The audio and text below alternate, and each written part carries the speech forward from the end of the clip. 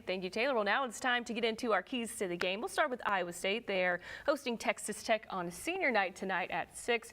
The Texas Tech defense is pretty solid all around, except they do have some weaknesses in the red zone. So if Iowa State can get down there, they've got to come away with points and preferably touchdowns. Yeah, they've got to get touchdowns because this is going to be a relatively low possession style game because of the weather and style of play.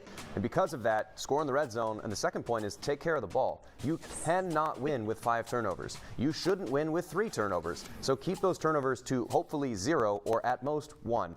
And the other thing is don't allow plays on first down. We were talking right before we recorded. Texas Tech is what, number 3 in the nation on first down efficiency? Yep. So if you have an explosive offense in cold weather and you can force them into long down and distance situations, you make them a much different offense than what they want to operate like.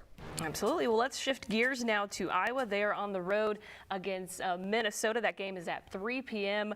I think the big thing for Iowa, they got to shut down Minnesota's rushing attack, or at least slow it down, because you know that is going to be a key emphasis in their game plan today. Yeah, they have done a really good job of picking on Tanner Morgan, the quarterback. And so if you can keep Mo Ibrahim, if you can keep him at bay, weather is a big factor. It's going to be 14 and windy in Minneapolis. That is not a good condition to try and throw the ball around, especially when you're trying to throw into this Iowa secondary. So make sure that if they can't run the ball, you force them into doing something that they're not set up to do, which is going to go to number 2, is going to continue to create turnovers because Tanner Morgan will give you some.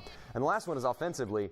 Create 3rd and short opportunities, because if you do that, you can convert them, because again, the weather affects both teams. I don't want to send Spencer Petras back there and have him drop back on 3rd and 14 in windy, cold conditions. That's not going to end up well for Iowa. So get to 3rd and short, make sure that it's a consistent, easy way to get your offense in rhythm.